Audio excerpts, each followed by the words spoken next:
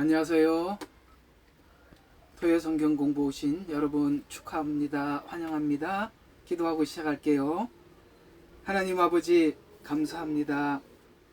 토요 성경 공부를 저희들에게 열어주셔서 아버지 하나님 여러 시간 또 27번째 시간을 통해서 우리가 이 권면의 은사를 함께 나누고 있습니다.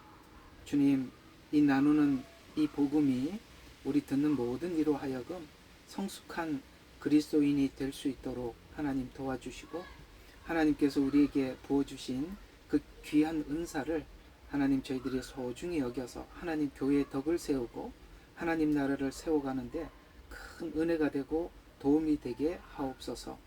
오늘 아버지 하나님 부족한 종을 세워주셨습니다만 오직 아버지 하나님 말씀만 증거하게 하시고 전하는 자 듣는 자가 모두 하나님 안에 귀한 은혜가 되게 하옵소서. 예수님 이름으로 감사하며 기도드렸습니다. 아멘.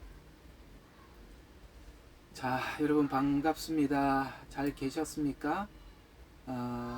계속되는 우리 은사 공부를 통해서 여러분들이 이제 말씀에서나 은사에서나 모든 분야에서 여러분들이 좀 더 성숙하고 또 그런 성도들이 되어 가시기를 바래 봅니다. 일단 광고 좀 드리고 시작하겠습니다. 다음 주는 이렇게 좀 여러 상황이 여건이 좀 그래서요. 다음 주 토요일 날은 쉬도록 하겠습니다. 오늘까지 하고 다다음 주에 우리가 권면의 은사에 대해서 좀 더 하도록 하겠습니다. 권면의 은사가 그렇게 되면 1시간 반씩 해서 총 4시간 반 정도 시간이 걸리는 것입니다만 또 그만큼 여기 있는 내용들이 중요하게 다뤄져야 될 부분이라서 여러분들과 좀 긴 시간 함께 하고 있음을 좀 함께 알아주시길 바라고, 지금 들어오시는 분들이 대부분 다 예레미야 눈물에 함께 가입이 돼 있거나 또 예배에 참석하시는 분들이 많은 걸로 알고 있습니다만, 혹시 그 가입이 안 되신 분들은 우리 김홍기 집사님에게 연락을 하셔서 함께 예배도 하고 또 함께 교제도 나눌 수 있도록 그런 공간이 있으니까 함께 들어오시면 참 고맙겠습니다. 그리고 오늘 예레미야 눈물 방에 제가 마태복음 강해했던 내용을 다 올렸는데 제가 몇 편인지는 잘은 모르겠습니다. 대략 한 150편 정도 되는 것 같아요. 1장부터 28장까지. 이 내용을 아마 듣게 되시면, 요즘 우리가 주일날 저기 뭡니까? 로마서를 하고 있지 않습니까? 로마서를 하는데 굉장히 큰 도움이 될 겁니다. 로마서는 교리적으로 설명을 잘 해두었다면 마태복음은 상황에 대한, 그러니까 교리적인 것보다는 믿음으로 구원을 얻는 것이 왜 그렇게 믿음으로 구원을 얻게 되는지에 대한 상황, 예수님 성육신, 십자가에 죽으신, 부활까지 그 상황에 관한 이야기가 잘 기록이 되어 있어서 그 마태복음을 잘 이해하고 계시면 로마서를 이해하는데 굉장히 큰 도움이 돼요. 그런 측면에서 제가 올려드렸는데 우리 마침 집사님께서 또 이렇게 압축을 해서 여러분들에게 올린 파일이 있더라고요. 참 잘 압축을 한 것 같아요. 그걸 풀면 또 여러분들이 훨씬 더 그 용량이 줄어들고 듣기가 좋을 겁니다. 그래서 좀 계속 들어주시면 여러분들이 이 복음을 이해하는데 큰 도움이 되리라 생각을 합니다. 여기 다 들을 쯤 되면 또 다른 파일들이 여러 가지가 준비되어 있으니까 올려드릴 테니까 계속 좀 들어서 여러분들이 이 복음에 대해서 누구보다 정확한 이해를 하는 성도님들이 되셨으면 하고 기대해 봅니다. 자, 오늘은 저번 주에 말씀드린 이 권면의 은사 두 번째 시간으로 계속 설명을 해 가도록 하겠습니다. 우리 로마서 12장 한번 보시고 본문을 잠깐 읽고 시작하는 것이 좋겠습니다. 12장 6절부터 8절까지 제가 봉독해 드리도록 하겠습니다.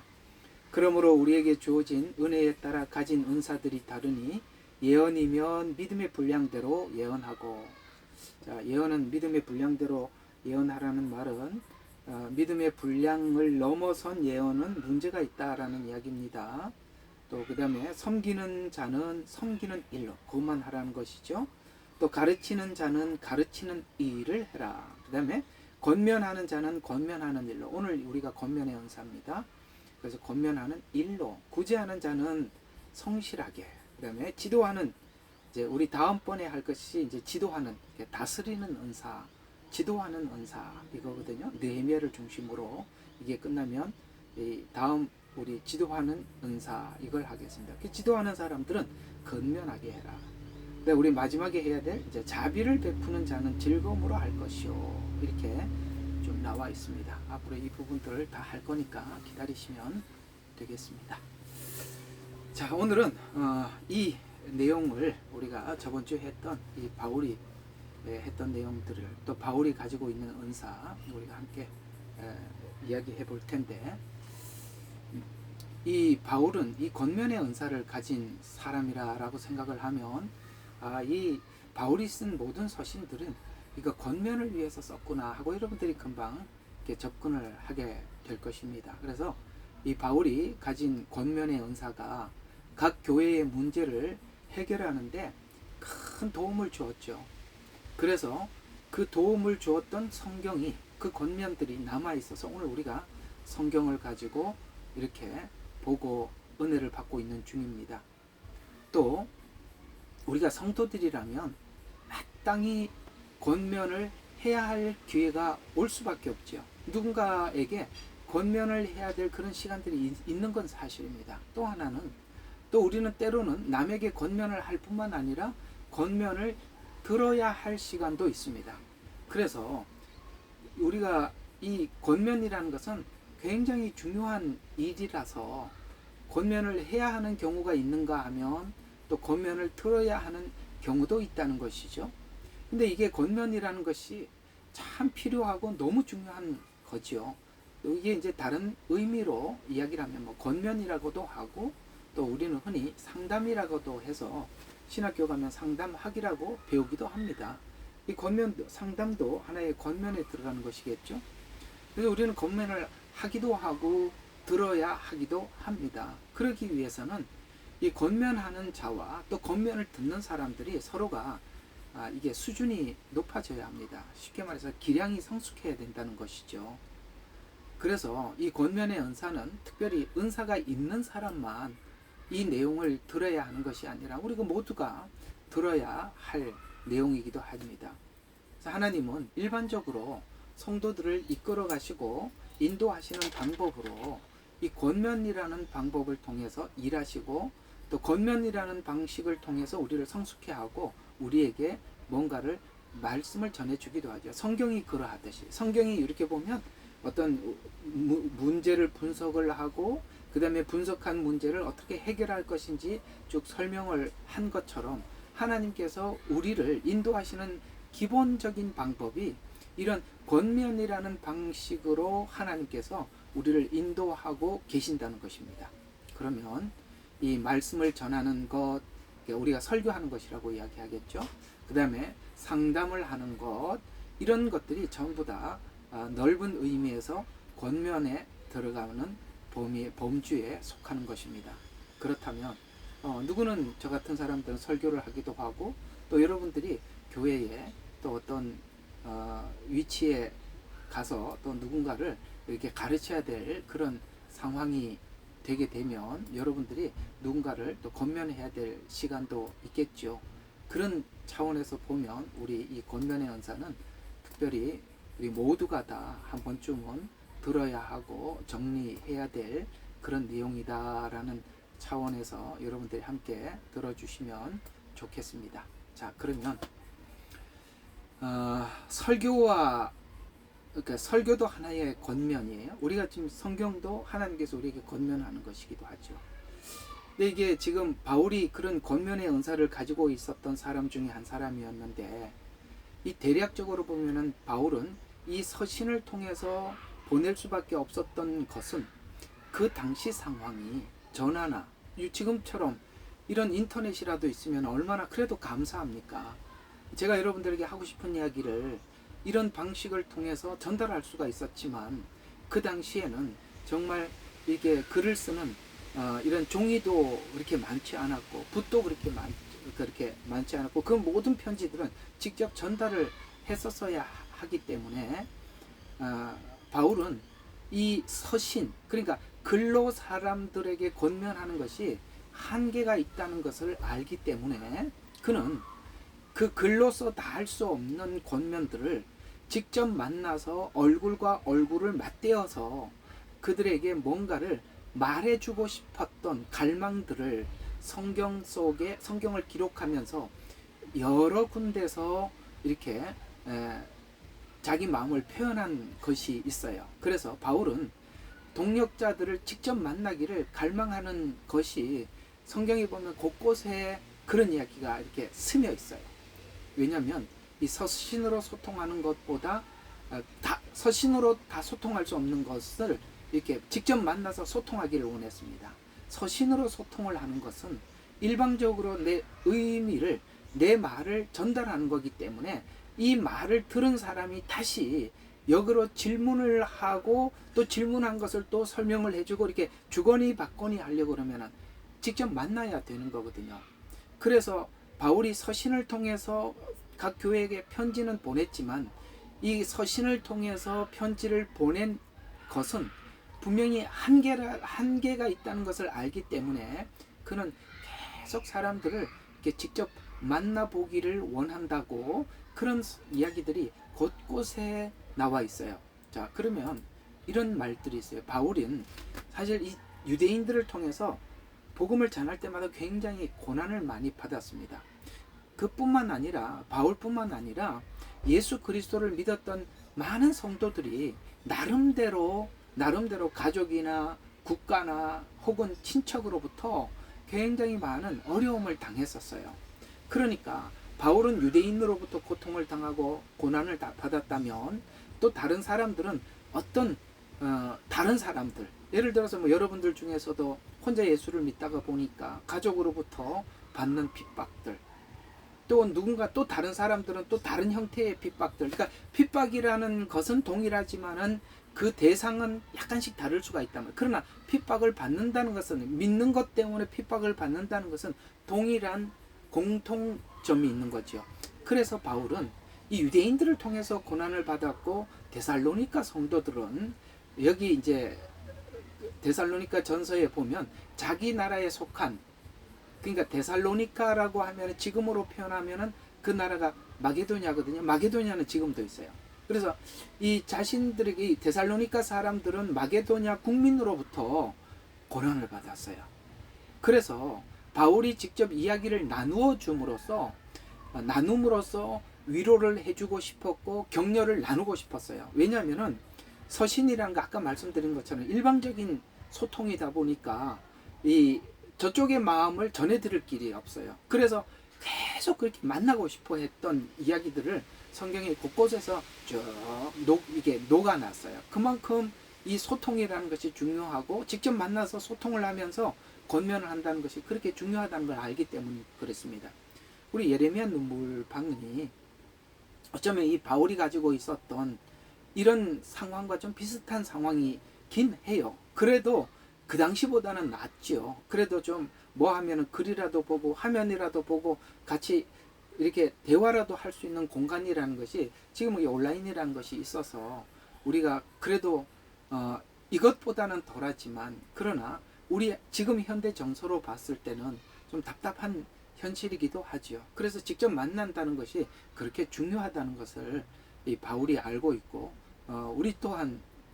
저희들 또한 그걸 알기 때문에 가급적이면 적어도 6개월에 한 번씩은 여러분들을 찾아뵙고 또 직접 얼굴도 보고 소통을 하고 또 여러분들의 어려운 이야기도 하나님께서 이렇게 듣기도 하고 또 하나님 주신 마음들을 이렇게 나누기도 하고 그러기를 바라는 것입니다. 그렇게 이 바울이 직접 만나기를 원했던 이유는 서신으로 전달하는 것과 직접 만나서 소통하는 것에 그 가치를 잘 알고 있기 때문에 그렇습니다. 그래서 데살로니가 전서 2장 17절에는 바울이 이런 이야기를 하죠. 형제들아, 우리가 잠시 너희를 떠난 것은 얼굴이요.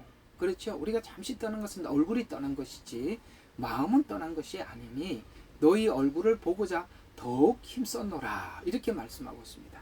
그렇습니다. 참 이렇게 저도 이렇게 사역을 하다 보니까 이 바울의 마음이 참 많이 느껴져요.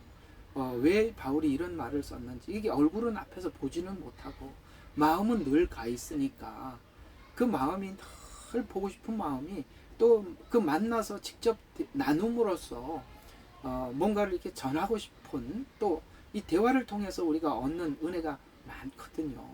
그래서 얼굴을 보고자 더 힘썼다라고 이렇게 표현하는 이 표현들이 예레미야 눈물방을 하면서 참 더 가까이 그 마음이 느껴지는 이야기이기도 합니다. 그래서 이 구절에서 바울은 성도들을 떠나 있지만은 마음으로는 늘 그들과 함께 있어서 그들을 다시 만날 기회를 갈망했다라고 말씀하고 있습니다.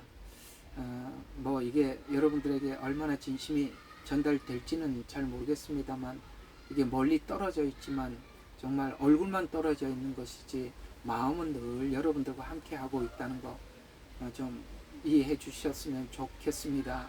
그래서 또 여러분들이 혹시나 또 이렇게 어려운 일들이나 또 알고 싶은 일들이 있으면 저나 언제나 우리 선교사님이나 장하나 선교사님한테 말씀을 해주시면 저희들이 또 하나님 주시는 대로 성심성의껏 여러분들의 영적 생활을 돕고 싶습니다. 오늘 데살로니가 전서 2장 17절처럼 이 바울의 그 마음은 사역자들이 이게 떠나 있는 성도들을 향한 그 마음이 동일한 마음이라 생각을 하시면 되겠습니다. 자, 그리고 또 바울이 이렇게 만나고 데살로니가 성도들을 만나고 싶어하는 이유는 이렇게 만나서 대화를 할 때 이 부족한 부분들이 얼마나 채워지고 보충되는지를 그가 너무나도 이 만나서 하는 것이 얼마나 소중한지 알기 때문에 그렇게 이야기를 한 것이거든요. 자, 그래서 데살로니가 전서 이제 또 3장에 가보면 3장 10절에 보면 이렇게 말씀을 하고 있습니다. 왜 이렇게 보고 싶어 하는지를 이렇게 설명하고 있습니다. 죄아로 심히 간구함은 너희 얼굴을 보고 너희 믿음이 부족한 것을 보충하려 함이라. 이해가 가시죠? 부족한 믿음을 보충해야 돼요. 그러니까 서신으로는 충분하지 않는 부분들을 이렇게 만나서 대화함으로써 그걸 부족한 것을 보충하려 함이라 라고 말씀을 하고 있는 것입니다. 그래서 이게 한 번씩 이렇게 갔다가 와서 여러분들을 직접 만나서 하면 이게 사실 우리가 이 부족한 부분들이 이게 많이 채워짐을 느끼게 됩니다. 여러분들은 어떻게 생각하실지 모르겠지만 저희들이 이번에 한국 방문하고 돌아오고 난 이후에 나름 그래도 하나님께서 우리에게 부족한 부분들을 채워가시는 것을 저희들은 보았고 아마 여러분들도 그런 채워짐을 느꼈을 것이라고 생각이 됩니다. 그런 의미에서 보면 이 말이 얼마나 이게 괜히 보고 싶어 한다라는 말이 그냥 아는 사람 보고 싶은 정도가 아니라 이 부족한 것을 이렇게 만나서 채운다는 것이 얼마나 소중한지 우리 바울이 알기 때문에 내가 너희 얼굴을 보고 너희 믿음이 부족한 것을 보충하려 함이라 이렇게 말씀을 했다는 것이 괜한 이야기가 아니라는 것도 여러분 이해하시겠죠? 또 기쁨은 신앙의 에너지가 되고 활력소가 되기 때문에 그렇습니다. 이 만나서 교제를 한다는 것은 굉장한 큰 기쁨이 되는 것이고 그 기쁨 자체가 큰 활력소가 되기 때문에 그런 거거든요. 디모데후서 1장 4절에 보면은 여러분 아시다시피 바울과 디모데는 마치 아버지와 자녀 같은 관계 속에서 서로가 대화하고 만나고 그런 관계라는 거 아시죠? 그 관계를 생각하면서 오늘 디모데후서 1장 4절에 바울이 디모데를 향해서 이렇게 이야기를 합니다. 내 눈물을 생각하여 너 보기를 원하면 참 디모데도 참 바울을 보고 싶어 했던 것 같아요. 이 사역자들은 또 성도들에게 나눌 수 없는 나름대로 어려움들이 있거든요. 힘듦이 있어요. 그래서 디모데는 이 바울을 한 번씩 만남으로 인해서 큰 기쁨이 되고, 그 기쁨이 디모데로 하여금 자기에게 주어진 그 사역을 성실히 수행해 나가는데 큰 도움이 되었던 것입니다. 그래서 이 디모데가 너무너무 바울을 보고 싶어 했던 그걸 생각하면서 내 눈물을 생각하며 너 보기를 원하면 내 기쁨이 가득하게 하려 함이라 라고 이렇게 말씀을 하고 있습니다. 이 기쁨은 지금 디모데나 바울이 같은 길을 가고 있고 같은 고난을 당하고 그렇습니다. 이 사역자들이 같은 길을 가고 있고 나름 당하는 고난도 같습니다. 그래서 같은 고난을 당하고 또 같은 소망을 가진 자들이 만나야만이 채워지는 것이 있어요. 그래서 디모데는 바울을 통해서 서로가 서로에게 나눔의 기쁨을 채우고자 하는 것입니다. 우리 예레미야 눈물방이라는 것은 하나님 정말 특이한 사람들을 모아서 이렇게 만나게 해주신 공간이에요. 우리는 어쩌면 같은 길을 가고 있는 사람들이고 당하고 있는 고난도 비슷할 것이고 소망도 같을 것입니다. 그래서 우리가 만난다는 그 만남 자체가 우리에게는 큰 기쁨이 돼요. 근데 이 기쁨이라는 것이 여러분들에게 부족한 것들을 많이 채워주는 거거든요. 이번에도 제가 한국에 방문을 해서 나름 이렇게 지역에 가서 지역장도 세우고 할 수 있으면 좀 모임을 해라 라고 여러 번 부탁을 하고 왔는데, 여러분 이걸 그냥 대수롭게 여겨서는 안 되는 것입니다. 오늘 여기 분명히 말씀하고 있습니다. 내 눈물을 생각하며 너 보기를 원하면 내 기쁨이 가득하게 하려 함이라 라고 말씀을 하고 있는 것입니다. 여러분, 남들에게 말 못할 사정, 그런 것들은 같은 길을 가는 사람을 만나야만이 공감을 하게 되고, 공감을 할 때 우리는 확신을 갖게 되고 그 확신이 기쁨이 되기 때문에 우리가 앞으로도 계속 살 힘을 얻게 되는 것처럼, 여러분 이렇게 만나는 것이 아무것도 아닌 것 같아 보이지만 기쁨이 채워지는 것이며, 기쁨이 채워져야 여러분의 에너지가 채워지는 것이고, 에너지가 채워져야만이 여러분들이 남은 길을 계속 갈 수 있는 것입니다. 여기에 있는 여러분들 중에 내가 뭐 이런 실수도 하고 이런 부족한 사람이고 내가 보기 싫은 사람도 있고 그래서 이래서 만나지 못하네, 저래서 보기가 뭐하네, 그런 얘기 꺼내지 마십시오. 그건 여러분 자신을 사랑하는 게 아닙니다. 여러분, 우리가 사람 관계 속에 장애물이 조금 있다고 하더라도 우리는 하나님 앞에 여러분 자신의 영적 믿음을 위해서 담대하게 나가야 돼요. 사람들인데 창피한 게 무슨 대수입니까? 뭐 부족한 게 그게 뭐 오래 가겠습니까? 누구는 부족한 게 없겠어요? 다 비슷비슷한 사람들이 함께 모여서 살아가는 거예요. 누가 하나 실수를 하면 우리는 그 사람과 같은 실수가 없는 사람입니까? 우리 모두가 같은 사람들이에요. 그런 거에 대해서 여러분들은 주눅 들지 마시고 담대하게 나오셔서 함께 교제하고, 오늘 여기 본문이 말씀하고 있는 것처럼 여러분의 부족함도 채우고 여러분의 기쁨도 채우고 이 만남을 통해서 큰 은혜가 나누어지기를 간절히 바랍니다. 우리가 목요일마다 함께 모여서 말씀도 전하고 함께 나눌 때 우리에게 그 나누어서 얻는 기쁨이 클 뿐만 아니라 우리가 그 나눔으로써 서로가 각자가 필요한 하나님의 응답도 받아서 돌아가는 것을 우리 많이 경험하지 않았습니까?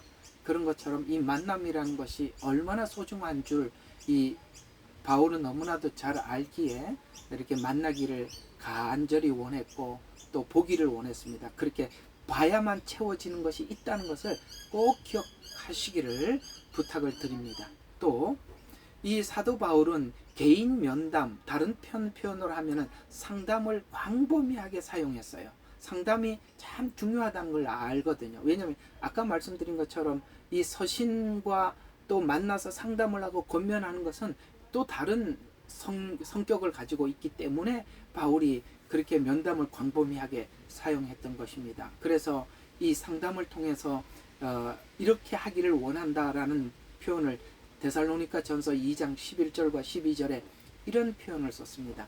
너희도 알거니와 우리가 너희 각 사람에게 아버지가 자녀에게 하듯 권하고, 그렇죠. 우리가 권면을 할 때 아버지가 자기 자녀에게 권하듯 권면하고, 이거 무슨 뜻입니까? 그 아이의 나이, 그 아이의 정신 수준, 이런 걸 다 감안을 해서, 그 다음에 그 아이의 미래 전부를 생각해서 아버지가 자녀에게 권면하지 않겠습니까? 자기 성격대로 자기가 하고 싶은 말을 하는 게 아니라, 우리가 진정한 권면자가 되려면은 듣는 사람이 아버지가 자녀에게 하듯 그런 사랑을 느껴야 되는 거예요. 그 권면 속에 정말 나를 위하는 내 수준, 내 신앙의 수준을 생각해주고 그 모든 것을 생각해서 내 미래를 위해서 한다라고 상대방이 느끼고 들을 때 그 권면이 그 권면 같은 권면이 되고 그 권면을 듣는 사람이 살아나게 되는 거예요. 그래서 너희도 알거니와 우리가 너희 각 사람에게 아버지가 자녀에게 하듯 하고 위로하고 경계하였으니, 그러다 보니까 어떤 부분은 위로를 해야 되고 어떤 부분은 경계를 해야 되는데, 자 여기서 아버지가 자녀에게 하듯 뭐 한다고요? 위로도 하기도 하고 경계한다고 그랬습니다. 경계한다는 것은 다른 말로 약간의 책망도 있고 권면도 있을 것입니다. 그리고 한쪽은 위로가 있어요. 이 권면과 경계를, 그러니까 위로와 경계를 적당하게 썼다는 것인데, 잘 들으세요. 여기서 우리가 권면하는 사람들이 주의해야 될 부분이 뭐냐면은, 그 사람의 신앙의 수준에 따라서 어떤 사람은 위로가 굉장히 많아야 하고 경계는 작아야 되는 사람이 있는가 하면, 그 사람의 신앙이 어느 정도 하나님 앞에 준비된 사람이라면은 차라리 그 사람에게는 경계가 많고 위로가 작아도 괜찮아요. 그런데 우리는 그런 상대방의 입장을 생각하지 않고 그냥 권면이나 경계나 위로를 하게 되면, 우리는 대략적으로 위로보다는 뭘 많이 하냐면은 경계하는 이야기만 많이 해요. 상대방을 알아주는, 그 사람의 입장을 이해하고 그 사람의 신앙의 수준과 이런 걸 먼저 이해하고 들어가기보다는 자기가 하고 싶은 말을 하기 때문에 권면이 아무 의미가 없어진다는 것입니다. 그래서 신앙의 수준과 상대방의 인격, 이런 모든 것을 생각해서, 그의 미래를 생각해서 위로와 경계를 적당히 섞어서 한다라는 것입니다. 여러분들의 이 대화법들을 제가 이 예레미야 눈물방이나 이런 다른 데서 이렇게 쭉 보면 정말 그런 부분들이 다뤄져야 될 부분들이 있어요. 사람들의 전체를 생각하고, 그 다음에 권면을 하는 사람의 입장도 생각하고, 이런 모든 것들을 감안을 하고 글을 쓰고 말을 하고 대화를 해야지, 자기 이야기만 쭉 하고, 그럼 상대방은 상대방 이야기만 쭉 하고 부딪히는 부분들은 계속 싸우고, 그게 뭐예요? 그게 하나마나하는 이야기. 하나마나하는 이야기, 이 말이 잘한데 하나마나한 권면 아니에요? 그거? 안 하는 게 낫죠. 잘 기억하세요.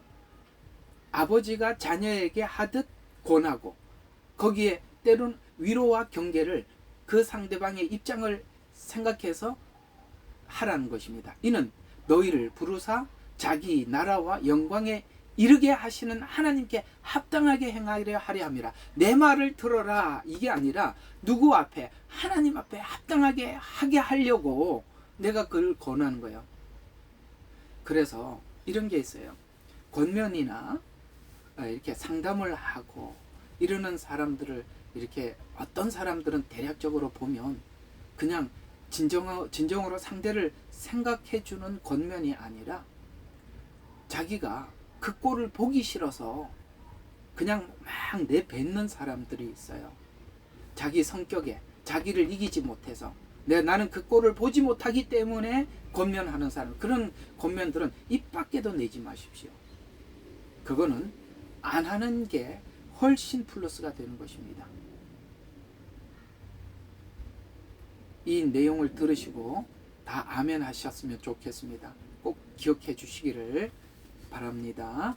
자, 그래서 이 구절에서 바울은 자신이 각 성도와 개인적으로 관계를 맺고 그들을 아버지가 자녀에게 하듯이 권면하고 위로했음을 설명하면서, 이렇게 하는 것은 성도들의 반응을 이끌어내고 그들의 영적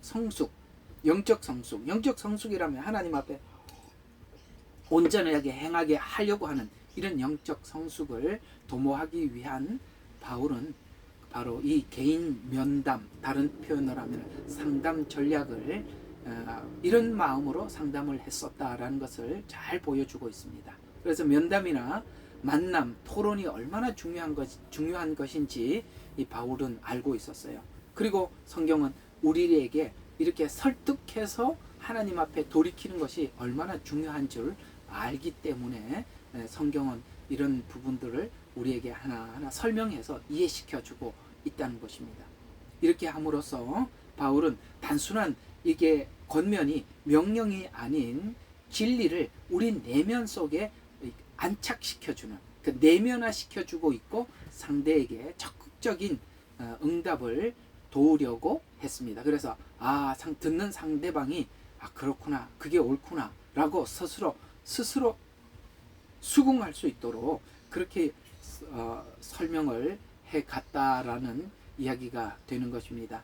그래서 설교는 일방적이지만 일방적인 설교를 통해서 얻은 복음이 만남과 권면을 통해서 구체화되기 때문에 그렇습니다. 그래서 설교를 듣는 사람을 직접 만나서 함께 대화하고 또 필요에 따라서 상담을 함으로써 설교가 정착하게 되고 내면화가 되는데 큰 도움이 되기 때문에 바울은 그렇게 만나기를 원했다라고 설명을 하고 있습니다. 이게 그냥 그리워서 보고 싶어서 그런 이야기가 아니라는 거 이제 아시겠죠? 그게 바로 권면이다라는 뜻입니다. 자, 그 다음 6번째로 우리 왜 6번째냐? 저번 주에 4번째까지 했으니까 오늘은 이제 조금 전에 5번째, 지금 6번째로는 더 광범위하게 복음을 전할 수 있도록 하기 위해서 다른 유형이나 혹 다른 배경에 있는 사람들도 함께 할 수 있는 능력을 이 바울은 가지고 있었어요. 그러니까 그래서 바울이 가만히 보세요. 다른 사도들이 하지 못하는 일들을 하고 있어요. 그게 어떤 일이죠? 그는 1차, 2차, 3차 전도 여행을 통해서 전혀 알지 못하는 다른 문화권에 들어가기도 했고 그 다른 문화권에 들어가서 복음을 전하기도 하고 그들과 함께 할 수 있는 그런 참 그 특별한 능력을 가지고 있었습니다. 아마 그는 적응력도 아주 탁월하게 좋았을 것이고 아마 음식 같은 것도 이것저것 잘 먹었을 것입니다. 그래서 그는 아주 이렇게 다른 배경, 다른 문화 이런 사람들에게 아주 빨리 잘 융화되는 그런 능력이 이 바울에게 있었다는 것을 알 수 있습니다. 그렇기 때문에 그는 선교 사역을 잘 감당할 수 있었던 것입니다. 그래서 다양하고 특정한 집단에게 찾아가고 그리고 또 그 상황에 잘 맞추어서 적용할 줄 알았습니다. 즉 모든 사람에게 항상 열린 마음을 가지고 있었어요. 그리고 열어두었습니다. 그리고 항상 또 열려 있었습니다. 이런 바울의 성향이 누구나 찾아갈 수 있었고 누구나 만날 수 있었던 것입니다. 그렇습니다. 이게 자기 틀이 강한 사람들, 자기 울타리가 튼튼한 사람들은 다른 사람들이 쉽게 그 사람의 문을 열 수가 없어요. 우리가 얼마나 울타리를 낮추고 그 문을 열어두는가에 따라서 많은 사람들이 왕래할 수 있어요. 까칠하고 까다로운 사람들은 사람들이 접근하기가 너무 힘들어요. 그런 여러분들도 모든 사람들에게 또 열려있는 사람이 되어 가시기를 바랍니다. 이 환경이 자꾸 이렇게 쪼여들고 이게 사람들로부터 억압받는 상황이 되면 자기도 모르게 자꾸 자기 울타리를 높이고 문을 굳게 잠그는 성향이 있어요. 그럼 여러분 스스로가 고립이 되는 것입니다. 그걸 여러분들이 자꾸 열 수 있어야 돼요. 내 자신의 마음의 문을 열어주셔야 돼요. 다른 사람들이 왕래하게. 물론 상처는 받을 수 있죠. 저도 상처를 받을 수 있죠. 사람들에게 문을 열어놓으면 상처 주고 지나가는 사람들 많아요. 왜 없겠어요? 그건 그냥 일상이 되고 생활이 되듯이 그냥 그렇구나. 그냥 그럴 수 있구나. 이렇게 해서 그것이 그냥 아무렇지도 않는 그런 어떤 하나의 삶의 유형, 패턴 이렇게 되어지면 여러분들이 훨씬 좋은 겁니다. 아셨습니까? 그렇게 사셔야 돼요. 특별히 여기 있는 여러분들은 그렇게 될 수가 있어요. 고립될 수가 있어요. 절대 고립되지 마십시오. 그건 여러분에게 큰 마이너스가 되는 것입니다. 사람에게 상처받기 때문에 문을 못 연다고요? 그러면은 문 열어놓은 사람들은 바보입니까? 상처받는 줄 알면서 열어놓게. 무슨 뜻입니까? 상처를 받더라도 문을 여는 게 더 유익하다는 걸 알기 때문에, 내가 다른 사람들을 유익하게 하려면 내가 문이 닫혀 있으면은 상대방을 유익하게 해줄 수가 없어요. 그러려면은 상처받는 것도 준비하고 있어야죠. 까짓거 그 상처 한번 받을 수 있는 거죠. 그러나 내가 상처를 받더라도 나를 통해서 유익을 받는 사람들이 많이 있다는 걸 알면 그 정도 상처는 감안할 수 있어야죠. 그건 너무나도 이기적인 겁니다. 난 상처를 받는 게 싫어서 문을 꼭 걸어 닫고 살겠다. 여러분, 그게 좋은 성향 같습니까? 좋은 거 아닙니다. 상처 받을 수 있어요. 뭐 상처 많이 받았죠. 가족인테도 받았고 자녀들인테도 받았는데 남들이 여러분에게 상처를 안 주겠습니까? 그거는 그냥 하나의 생활이고 일상이고 그럴 수 있다. 인생이 그렇다. 세상 사람들도 그것 담담하게 받아들이는데, 우리 그리스도인들이 복음을 들고 가서 상처 그거 생각하면 어떻게 복음을 전하겠습니까? 열어두십시오. 열어야 합니다. 그래야 여러분이 살 수 있습니다. 그래서 주거니 받거니 하면서 얻는 은혜가 풍성하다는 것도 아시기를 바랍니다. 그래서 고린도전서 9장 12절과 14절에 보면 열린 마음에 대해서 이렇게 바울은 자기 자신을 소개하고 있는데요. 고린도전서 9장 12절 14절에 보면 내가 모든 사람에게 모든 것을 행함은, 모든 사람이라고 했습니다. 이게 제한하지 않는다는 겁니다. 그러니까 모든 것을 행함은 모든 방법에 의해 얼마의 사람이 구원받도록 하기 위함이라. 약한 자들에게 내가 약한 것 같이 된 것은 약한 자를 꺾어줘 하며, 내가 여러 사람에게 여러 모양으로 그 사람에게 맞추어서 간 것은 여러 모양이 된 것은 아무쪼록 몇 사람이라고도 구원코자 함이라. 구원이 목적이었어요. 그 사람들에게 복음을 전하고 구원이 목적이다 보니까 자기가 다양한 사람으로 다양한 사람들을 변신해서 만날 수 있다는 거예요.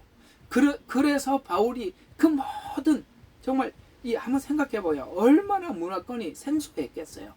빌립보 가면은 다르지요. 고린도 가니까 다르지요. 에베소 가니까 다르지요. 마게도냐 가니까 다르지요. 또 다시 유대에 와보니까 또 다르지요. 너무너무 다양한 사람들, 다양한 문화권, 다양한 언어. 얼마나 답답했겠어요. 말이 안 통해서 답답했을 것이고, 언어가 안 돼서 답답했을 것이고, 문화를 몰라서 답답했을 거예요. 선교지에 가보면요, 이런 게 얼마나 스트레스 받는지 몰라요. 그런데 바울의 마음에는 오직 하나, 주님께서 영혼을 구원하시기 위해서 그 모든 것을 감수했다면, 내가 이 복음을 전하는데 어떤 것도 내가 감수하지 못할 게 뭐가 있겠냐.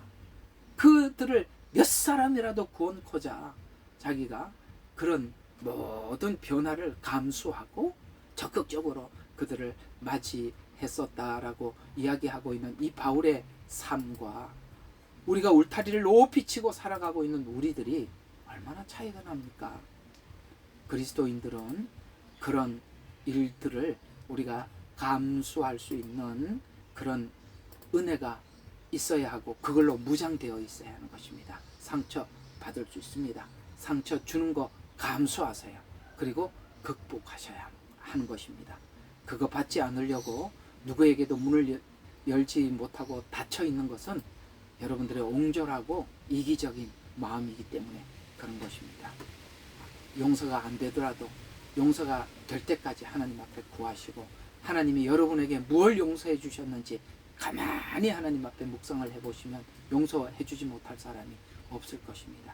여러분, 그런 아픔들이 예수 그리스도 안에 있는 십자가 복음 안에서 여러분 해결되는 은혜가 있기를 저도 또한 여러분들에게 간절히 기도해 드리도록 하겠습니다. 여러분 꼭 승리하시기를 주님의 이름으로 축원합니다. 자, 그래서 이 상대를 얻기 위해서, 상대를 이해하기 위해서 무진장 애를 써왔다고 고린도전서 9장에 이어서 계속 20절부터 21절에 이렇게 상대를 이해하기 위해서 이렇게 노력을 했다라고 이야기를 하는 것이, 자, 유대인에게는 유대인과 같이 된 것은 유대인을 얻고자 함이요. 그 다음에 율법 아래 있는 자들에게는 내가 율법 아래 있지 아니하나 율법 아래 있는 자같이 된 것은 율법 아래 있는 자들을 얻고자 함이요. 율법 없는 자들에게는 내가 하나님께 율법이 없는 자가 아니요. 그리스도의 법 아래 있는 자로서 율법 없는 자같이 된 것은 율법 없는 자들을 얻고자 함이라. 이 구절에서 바울은 자신이 복음을 전할 때 그가 만나는 사람들의 문화적, 종교적 배경에 따라서 자신의 행동을 잘 조절해 왔다라고 강조하고 있습니다. 그런데 여기서 우리 한 가지 조심해야 될 부분이 이런 거는 아니라는 것을 좀 강조해 드리고 싶은 부분은 바로 이 부분입니다. 여러분, 이 기독교 선교사들과 천주교 선교사들의 차이가 있어요. 기독교 선교사들은 오늘 바울과 같이 예를 들어서 전혀 다른 문화권에 가서 그 문화권에 적응을 하고 그 다음에 적응을 하고 난 이후에 그들과 하나가 되고 제가 그 인도에 가면 나갈랜드라는 지역이 있어요. 이 나갈랜드는 인도 지도로 봤을 때 인도 지도가 이렇게 삼각형이 큰 삼각형 하나 작은 삼각형 하나 이렇게 생각하면 인도 지도가 대략 맞을 겁니다. 그래서 그 나갈랜드라는 지역은 인도에서도 동쪽이에요. 동인도 쪽에 속하는 곳인데 그쪽에 가보면은 한국 사람하고 똑같이 생긴 뭐 구분이 잘 안 될 정도로 진짜 한국 사람들 되게 닮은 나가 종족이라는 이 종족이 한 200만 명 정도가 돼요. 그 종족이 있는데 그 사람들이 97%가 95%에서 97%가 크리스찬입니다. 제가 왜 그걸 잘 아냐? 여기 호주 오기 전에 거기 가서 그분들과 함께 선교하려고 준비를 하다가 제가 이 호주를 오게 되었기 때문에 그분들에 대해서 잘 알아요. 근데 거기에는 어떤 일이 있었냐면은 그분들이 전부 다 넌 크리스찬에서 아무도 예수를 믿는 사람이 없었는데 그분들을 전부 다 그 종족 전체를 변화시킨 선교사님이 한 분 계셔요. 그 선교사님이 이곳에 이 나가 종족에게 복음을 전하라고 왔을 때 이분들이 나가 종족이 옛날에 옷을 안 입고 있었어요. 그래서 옷을 몰랐어요. 옷을 벗고 살았어요. 그래서 그분들과 함께 하나가 되기 위해서 서로 간에 멀뚱멀뚱 쳐다보냐. 이쪽은 전부 다 옷을 안 입고 있고 이쪽은 옷을 입고 있으니까 이 선교사님이 오늘 이 본문처럼 이분들은 옷을 안 입어서 처음에 너무 이게 이상한 만남이었잖아요. 그래서 자기도 옷을 다 벗었답니다. 그리고 난 뒤에 대화가 시작된 겁니다. 옷을 입은 쪽과 옷을 벗은 쪽 어떻게 이상하잖아요. 그래서 그들에게 복음을 전하기 위해서 유대인에게 복음을 전하기 위해서는 유대인같이 되어서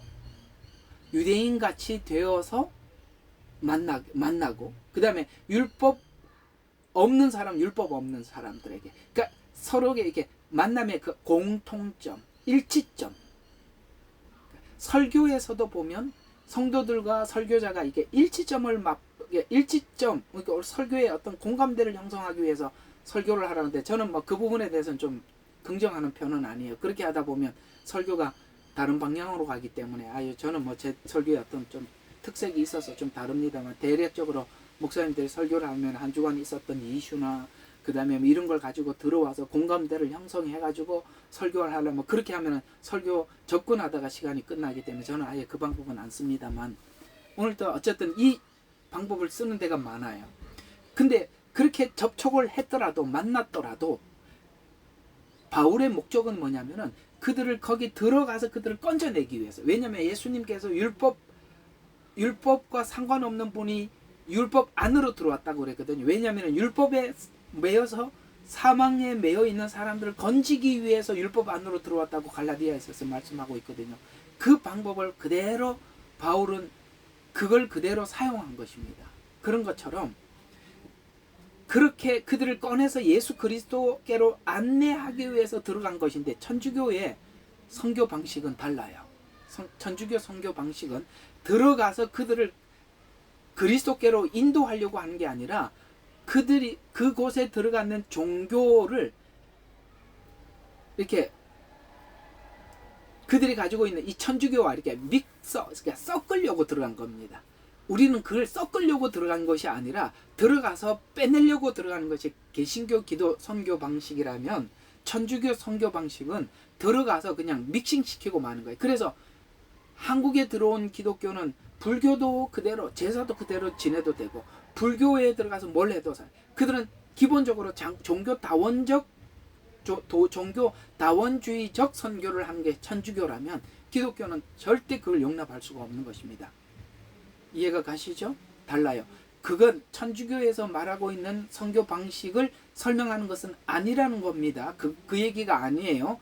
유대인처럼 된 것은 그들을 구원코자 하려고 하는 것이지, 유대인이 기독교와 유대교를 섞으려고 한 게 아니라 이 말이에요. 이 부분은 조심하라라는 이야기입니다. 그리고 사도행전 17장에 보면은 아레오바고의 연설을 할 때도 이 아테네 쪽에 있는, 이쪽에 있는 사람들은 특히 헬라 철학이 굉장히 이렇게 발전되어 있는 곳이었거든요. 이 아테네 지역은 그때 철학자들이 많이 있었어요. 그 당시에 이 지역은 어떤 일이 있었냐면, 여러분 혹시 길을 지나가시다 보면 어떤 분들이 이렇게 노래를 불러주기도 하고 악기를 연주하기도 하고, 그러면 사람들이 삥 둘러서서 그 악기 연주하는 거 듣기도 하고, 듣다가 나중에 또 어떤 사람들은 거기다가 모자를 앞에다 두면 거기다가 동전을 넣던가 지폐를 넣어주기도 하고, 그런 거 우리 요즘 길거리에 악사들 보잖아요. 그런 것처럼 그 당시에 아테네에 어떤 일이 있었냐면, 철학자들이 많이 있었어요. 그래서 철학자들이 길 모퉁이에 서서 자기가 이해하고 있는 철학을 막 사람들에게 연설을 합니다. 그 연설을 하면 지나가는 사람들이 그걸 듣다가 우리 표현대로 한다면 은혜가 되면 거기다가 마치 동전을 혹은 지폐를 넣어주고 지나가고 그랬었어요. 그래서 바울도 가만히 생각해 보니까 이곳에 이런 식으로 사람들이 자기 철학을 발표를 하니까 바울도 그렇게 서서 사람들에게 이 철학으로 접근을 해서 예수님을 소개하고 예수님을 전하는 이런 방식으로 설교를 하기 시작했어요. 이걸 보고 우리는 신학교에서 변증학이라고 표현하는데요. 그렇게 했었어요. 그래서 아테네 철학자들과 때로는 논쟁을 벌이기도 하고, 홀로 서서 철학으로 접근을 해서 복음으로 이렇게 설명을 가기도 하고 그렇게 했었다, 이런 이야기입니다. 그래서 이와 같이 권면의 은사를 가진 사람들이 상대를 인정하면서 그 철학을 하는 곳에는 철학을 인정하고 들어가서 이끌어낼 수 있었던 것은, 먼저 왜 그게 가능했냐면, 먼저 이 바울이 가지고 있었던 복음에 대한 확고한 이해, 분명한 이해와 분명한 확신이 있었기 때문에 가능한 것입니다. 무슨 이야기냐면, 우선 이 복음에 대한 분명한 이해와 확신이 없이 이 일을 하게 되면 자기도 모르게 그런 잘못된 곳에 이렇게 빠져 들어간다는 말이에요. 이런 사람들이 있어요. 남들에게 설명을 하려고 하다가 자기가 그게 역전도가 되는 경우가 있다, 이 말이에요. 바울이 왜 그게 가능했냐면은 자기 안에 있는 확신이 있는 사람들만이 그 변증을 마음대로 변증을 해줄 수가 해서 상대방을 설득했을 수 있는 거예요. 그래서 본인이 가지고 있는 확고한 복음에 대한 확고한 이해, 그 다음에 분명한 확신이 없으면 이걸 하면 안 되는 것입니다. 하면 내가 궤변론자가 되어버리는 거예요.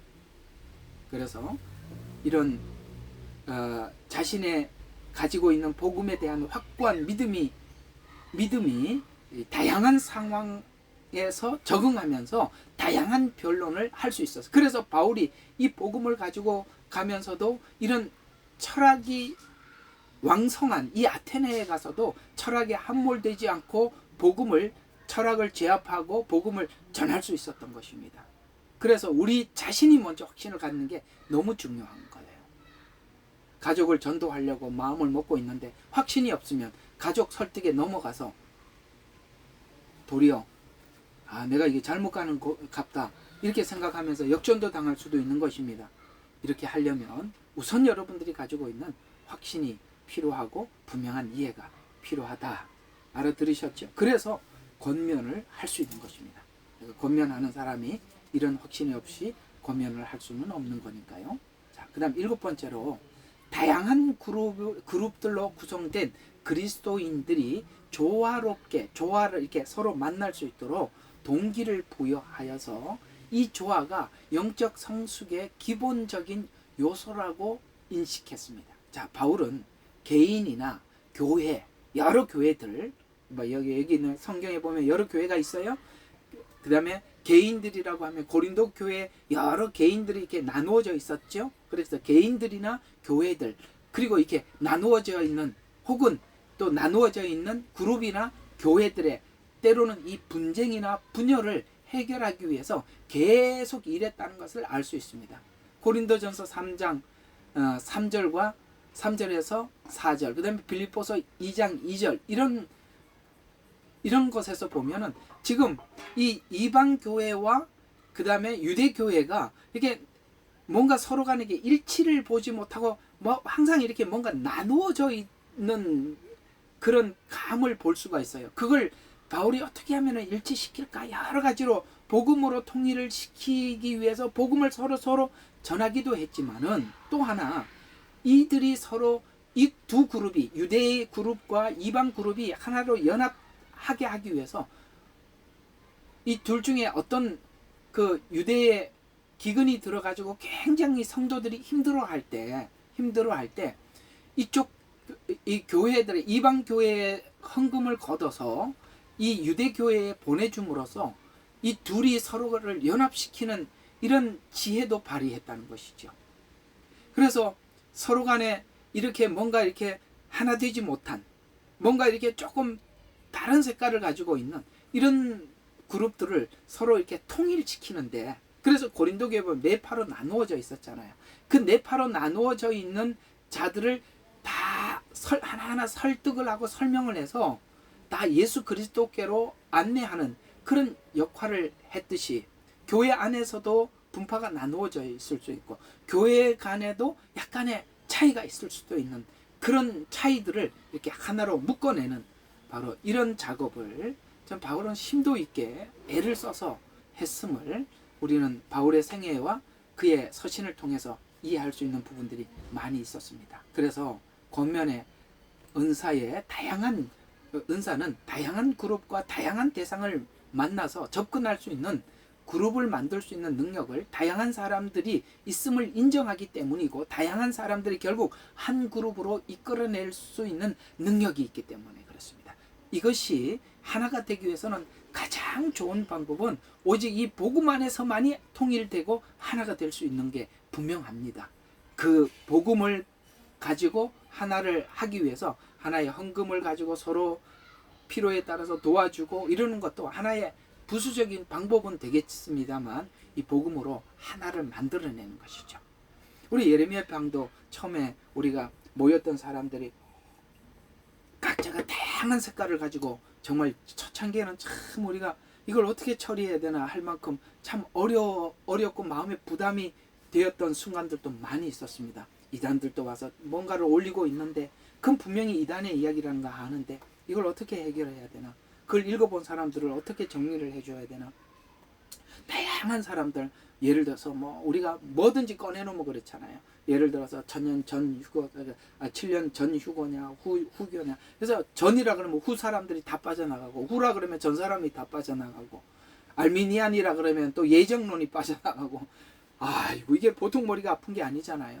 그러나 이 다양성을 정확한 복음을 전달할 때만이 통일을 가져올 수 있는 것처럼 여러분 우리가 정확한 복음만이 우리를 하나로 이끌어낼 수가 있다는 것을 바울은 너무나도 잘 알고 있었기 때문에 오직 그 십자가 복음을 통해서 이 나누어진 교회와 그 나누어진 개인의 사고들을 하나로 모아서 정말 아름다운 교회로 승화시켰다는 거, 우리 바울의 생애를 통해서 교회의 여러 가지 간증을 통해서 우리가 이해하고 있는 부분입니다. 그래서 이런 방식을 통해서 복음의 조화와 일치를 이루어냈습니다. 요즘은 이제 이런 부분들을 하기 위해서 이렇게 방법론으로 사용하고 있는 것이 셀 사역이나, 여러분 혹시 커피 브레이크라고 들어보셨습니까?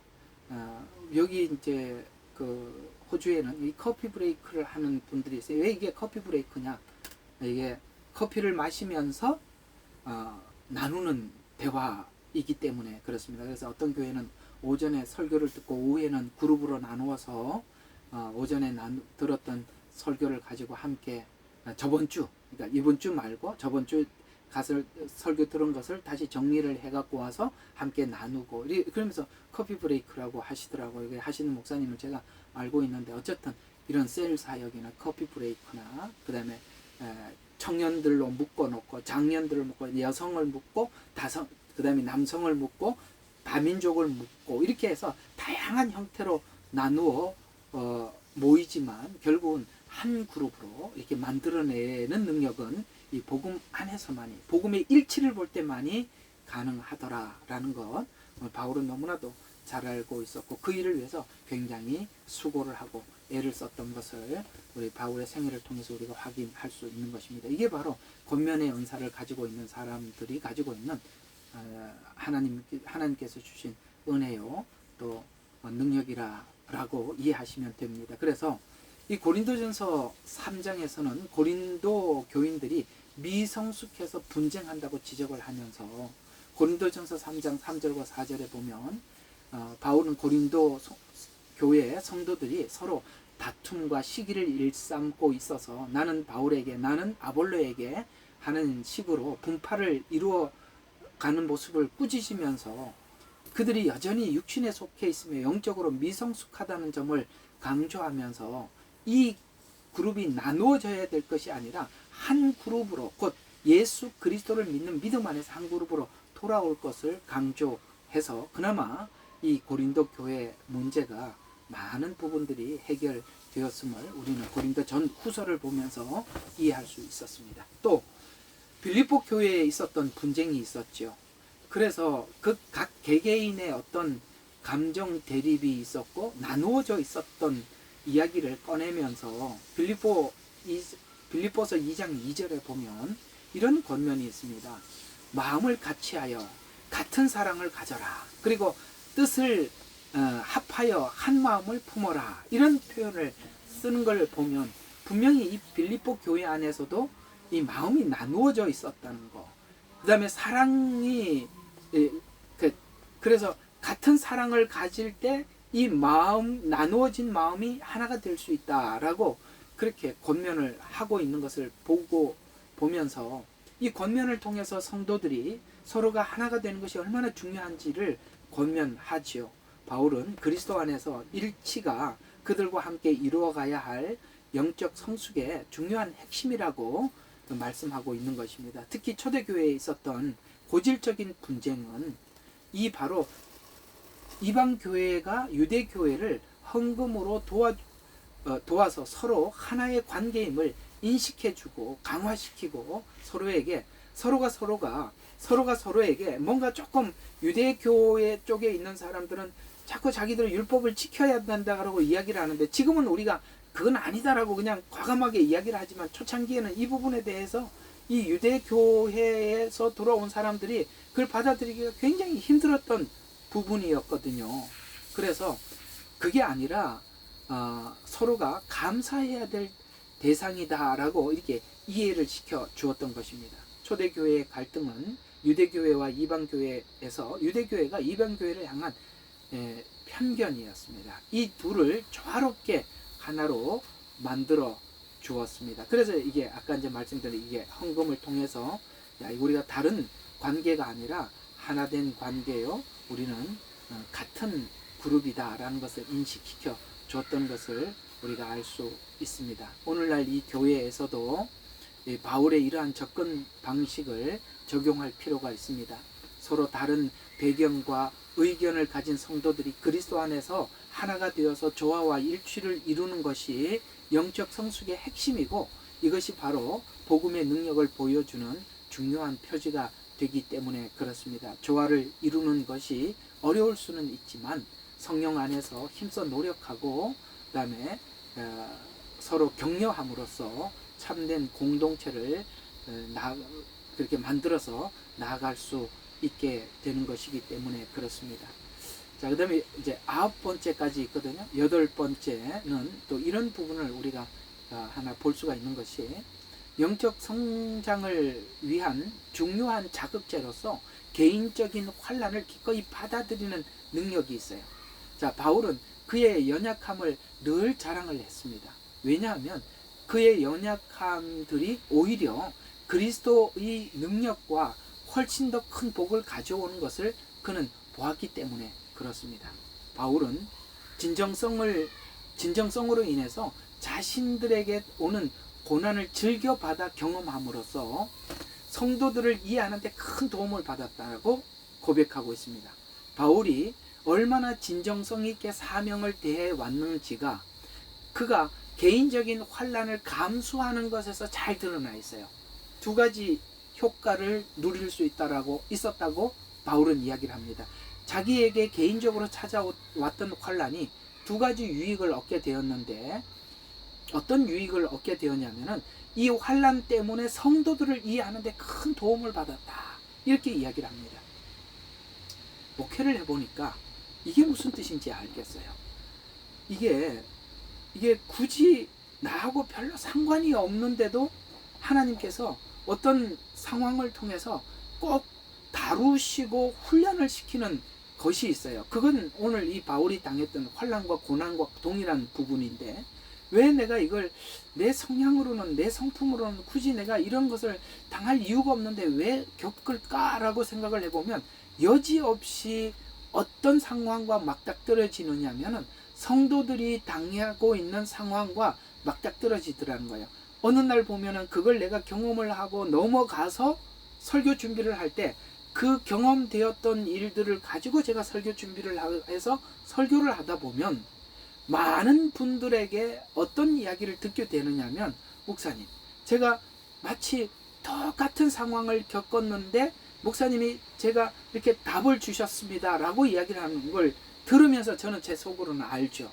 내가 그걸 이 답을 저 사람에게 주기 위해서 하나님께서 크던 작던 제게도 그런 경험을, 고난과 환난을 통해서 내가 힘들었고 힘든 이 상황을 성경을 통해서 답을 얻어서 넘어왔던 것을 설교를 하며 여지없이 성도들이 당하고 있는 그 상황과 동일한 어떤 일치점을 맞이하게 되어서 내가 그 성도들에게 자연스럽게 답을 전해주는 걸 보면서, 그렇구나, 성도들에게, 목회자에게 찾아오는 고난은 성도들을 이해하기 위해서 주는 환난이구나 라는 것을 알게 되어서, 그때부터 이렇게 찾아오는 여러 가지 마음의 고뇌들과 어려움들은 이건 뭔가 성도들이 겪는 어떤 부분이구나 라는 것을 제가 이제 알고 감사하면서 받으면서 거기서 정확하게 성경대로 답을 찾아서 넘어가려고 애를 쓰죠. 그래야 제게도 체험이 있게 되고 그 체험이 여러분들에게 설교로 여러분에게 전달해 줄 수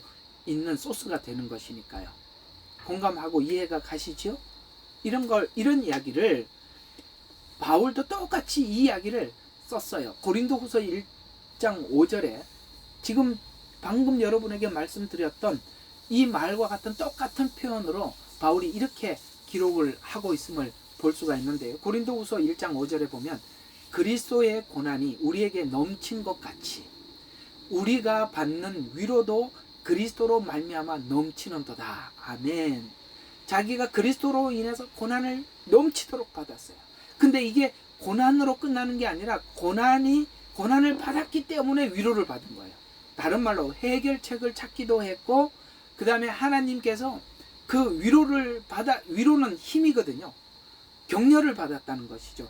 이 격려를 받았기 때문에 사람들에게 고난도 전하지만은, 고난을 넘어가라고도 외치지만은, 그 고난 뒤에 있는 격려까지도 사람들에게 찝어서 설명해 줄 수 있는 거예요. 고난을 넘어가 보지 않고 고난을 넘어서 위로를 받지 못하면 성도들에게 고난 자체만 설명을 하지 고난 이후에 올 위로를, 축복을 설명을 해줄 수 없어요. 그건 본인이 겪어야 되는 거예요. 그걸 겪어본 사람만이 고난 넘어 있는 축복을 그들에게 말해줄 수 있는 것입니다. 그 얘기죠. 오늘 고린도후서 1장 5절이 그리스도의 고난이 우리에게 넘친 것 같이 우리가 받는 위로도 그리스도 안에서 말미암아 넘치는 도다 라고 이렇게 설명을 함으로써 그리스도를 위해서 겪는 고난이 그리스도로부터 받는 위로와 축복을 더욱 풍성하게 받았다는 것을 설명하면서 환난이 복음의 풍성함을 체험하게 되는 중요한 수단이었다라고 이 고린도 교인들에게 고백하고 있는 것입니다. 그래야 그렇습니다. 환난을 당해야 위로를 경험하게 되죠. 위로를 경험한 자가 환난을 당하는 자에게 위로와 소망의 말을 전해줄 수가 있는 것입니다. 그래서 설교자는, 권면하는 자는 정상적으로 고난을 받고 정상적으로 하나님의 말씀을 따라서 그 고난을 극복한 경험을 가져야만이 성도들에게 정확한 답을 제시해 줄 수가 있는 것입니다. 편법을 쓰거나 곁길로 빠진 사람은 이 경험이 없어서 설교를 혹은 권면을 혹은 상담을 해줄 수가 없는 것입니다. 이 고난이, 하나님께서 고난을 주신 이 고난은 지금 현재 살아가는 방식, 우리가 이 살아가는 방식을 면하는, 세상에 살아가는 방식을 면하는 것이 아니라 하나님이 주시는 고난은 목적이 영원을 목적으로 해서 우리에게 주시는 고난이랍니다. 세상은 이 세상에서 살아가는 이 고난을 어떻게 하면 슬기롭게 넘어가나, 그 고난 자체의 포인트가, 포커스가 맞춰져 있지만 하나님이 우리 성도들에게 주시는 고난은 그 포커스가 이 세상에 살아가는 방식의 어떤 그 야가 빠진 어떤 술법과 술수를 가르쳐주는 지혜가 아니라 이런 거랍니다. 고린도후서 4장 17절에 보면 우리가 잠시 받는 환난에 경한 것이 지극히 크고 영원한 영광에 중한 것을 우리에게 이루게 하려 함이니라고 이렇게 표현함으로써 하나님께서 우리에게 주신 고난은 영원한 것을 위해서, 주님과 함께 만나서 살 그날을 위해서 준비하는 고난이라고 이야기하는 것입니다.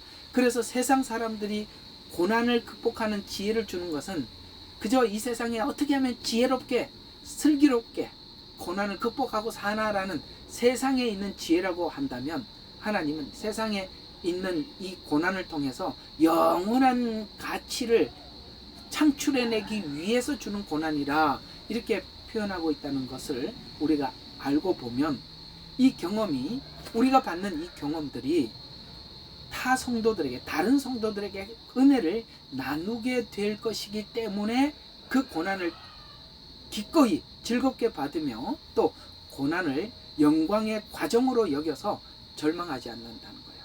이게 영광으로 가기 위한 한 과정에 이 고난이라는 과목이 있는 거구나, 그 과목을 내가 지나갈 뿐이구나 라고 그렇게 이해하게 되는 것입니다. 그래서 고난을 극복하는 과정에서 자신의 신앙이 성숙했으며, 그래서 바울이 그걸 통해서 자기가 성숙했어요. 더 십자가에 있었던 주님의 마음을 알게 된 것이에요. 그리고 또 성도들이 받는 고난을 더 깊이 이해하게 되었어요. 그래서 이런 고백을 하게 된 것입니다. 고린도후서 12장 9절에 보니까 내 은혜가 내게 족하도다. 이는 내 능력이 약한 데서 온전하여 짐이라 라고 이렇게 하나님께서 응답을 주셨던 말씀을 인용하면서 자신의 연약함이야말로 그리스도의 능력을 온전히 드러내는 기회라고 말씀하고 있어요. 그는 자신의 연약함을 부끄러워하지 않고 오히려 자랑했고, 이를 통해서 성도들에게 고난을 영적 성장의 자양분으로 받아들이라 라고 권면할 수 있었던 것입니다. 바울은 목회가 목적과 과정과 결과에 대해서 깊은 책임감을 가지고 있었어요. 그리고 교회를 세우고 돌보고 결과를 기다리기까지 그는 모든 고난을 감수하면서 최선을 다하고, 그 최선을 다했던 것이 성경을 더 깊이 보게 만들고 주님을 더 깊이 만나게 해주었고, 사람들을 하나님 안에서 잘 권면할 수 있었던 것입니다. 한번 묻겠습니다. 어때요? 여러분들도 이런 각오가 되어 있으면 목회를 할 수 있는 것입니다. 이런 각오가 되어 있으면 권면의 자격이 있는 것입니다. 우리가 이런 각오도 없이 남들을 쉽사리 권면한다고 발걷어 붙이고 권면을 하려고 할 때 그건 자기 성질대로 자기 이야기를 하는 것이지 그건 진정한 권면이 될 수 없는 것입니다. 여러분, 권면하는 자는 이런 기량이, 이런 실력이 마음속에 깊이 쌓아져 있는 자가 권면을 하는 것입니다.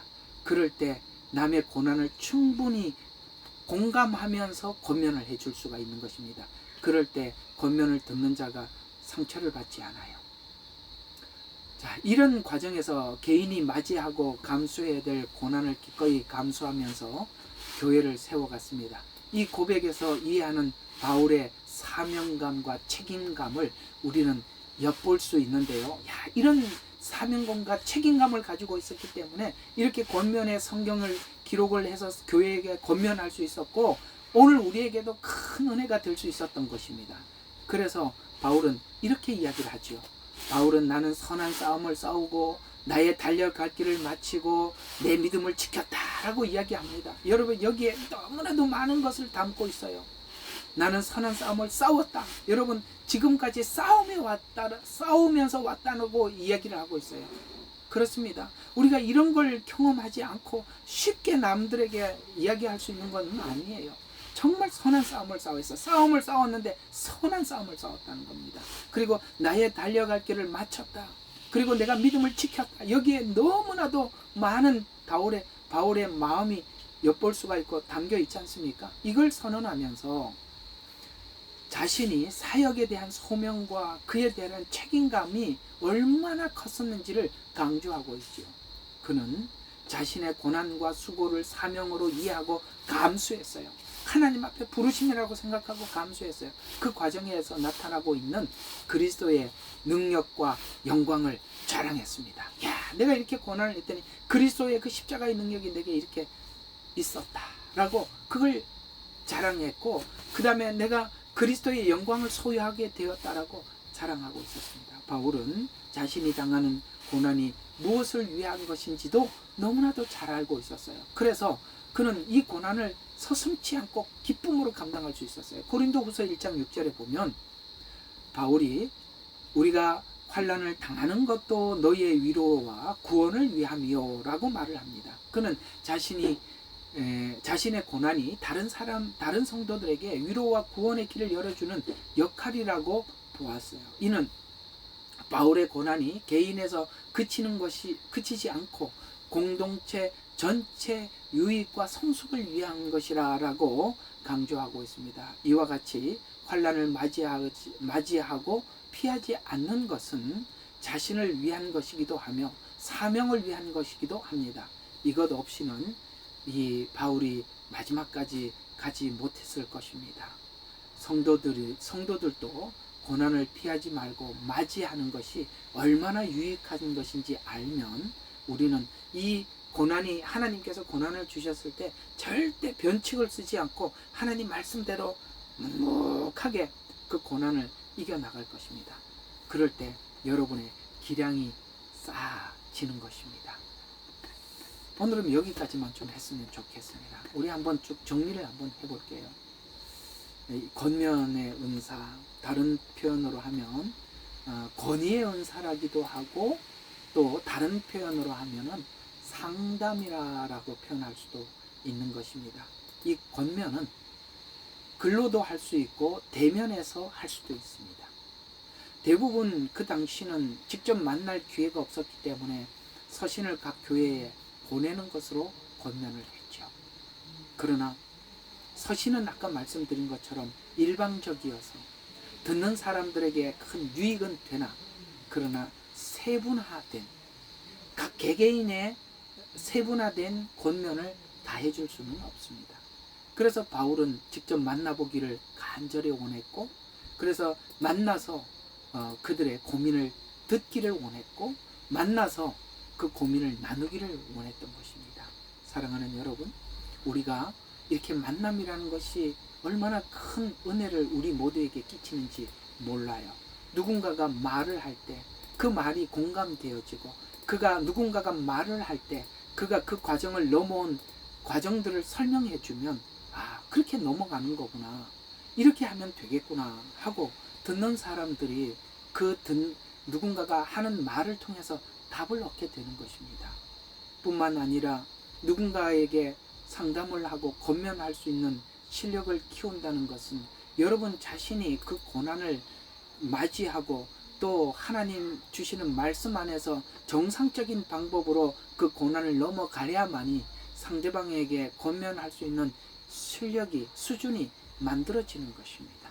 아버지가 자녀에게 권면하듯이 권면을 하려면 지금 상담을 요청하고 있는 사람의 마음이 내가 마치 세포가 느껴지는 것처럼 함께 느껴져야 그분에게 설명을 해줄 수가 있는 것입니다.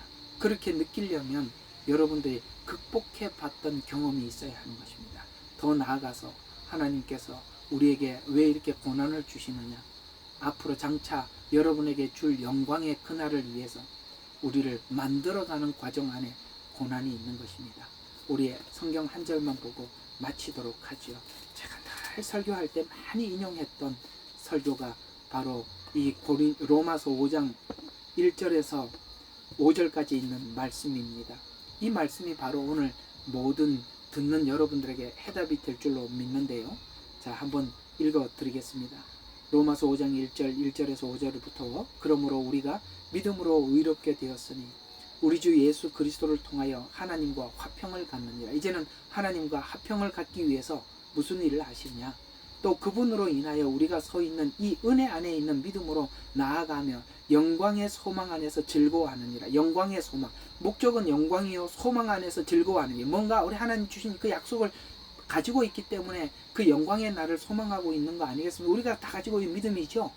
그래서 그걸 위해서 이뿐만 아니라 우리가 환난 중에서도 즐거워하나니 환난은 인내는 연단은 소망을 이루는 줄 알미니라. 소망이라는 것이 그냥 생기는 것이 아니라 이런 과정을 통해서 소망이 생긴대요. 그래서 5절에 보면 소망을 부끄럽게 하지 않는 것은 우리에게 주신 성령 안에서 하나님의 사랑이 우리 마음속에 부어졌기 때문이라 라고 말씀하셔서 하나님이 우리에게 사랑을 부어놓고 하나님은 환난을 주신다는 거예요. 우리에게 소망을 부어놓고 주신대요. 사랑과 소망을 부어놓고 주신대요. 그러니 이거는 환난은 하나님께서 주시는 목적에 도달하기 위한 한 과정이라고 우리가 다 알고 있지 않습니까? 그래서 우리는 이 환난을 피해가지 않는 것입니다. 그 환난을 즐거워하는 것입니다. 이 환난이 나를 만들고 또 훗날 우리와 함께 걷는 자들에게 공감을 형성하게 되고 그 고난이 나를 지켜주는 일을 하고 그런 것이기 때문에 그렇다라고 성경은 말씀하고 있는 것입니다. 오늘은 이 권면의 은사를 가지고 있었던 바울을 중심으로 여러분들과 함께 나누어 보았습니다. 다음 시간에는 이 권면의 은사가 이렇게 좋은 장점을 가지고 있지만 이게 단점으로 작용할 수 있는 경우가 어떤 경우인가를 여러분들과 함께 나눔으로써 이제 다음 주에는 권면의 은사를 가진 사람들은 그 은사를 어떻게 오용할 수 있는가라는 부분을 여러분들과 함께 다룸으로써 이 권면의 은사는 마치도록 해보겠습니다. 오늘 이 말씀이 여러분의 신앙생활에 잔잔한 여러분의 신앙에 큰 도움이 되시기를 기대하는 마음입니다. 다음 주 토요일은 성경 공부가 없습니다. 그리고 마태복음 올려드린 거 여러분 좀 이렇게 많이 잘 들으셔서 좀 복음에 많이 준비되는데 도움이 되셨으면 합니다. 기도하고 마치도록 하겠습니다. 사랑의 하나님 아버지 감사하고 또 감사합니다. 우리 주님 이곳에 오셔서 우리와 함께 해 주시옵고 은혜 가운데 하나님 좌정하여 주시옵소서. 오늘 이 바울을 중심으로 해서 권면의 은사에 대해서 우리가 함께 나누어 보았는데 하나님 이 내용들 또한 우리 신앙생활에 큰 도움이 될 만한 내용임에 감사를 드립니다. 주님 이곳에 함께하여 주셔서 오늘도 들은 이 말씀이 사랑하는 성도들에게 큰 은혜가 되게 해 주셔서 하나님 저들의 믿음의 수준을 높이고 아버지 하나님 그리스도인으로서 더 아버지 하나님 정숙해져가는 아름다운 성숙한 우리 성도들이 다 되도록 하나님 축복하여 주시옵소서. 감사드렸고 우리 주 예수 그리스도의 이름으로 기도드렸습니다. 아멘.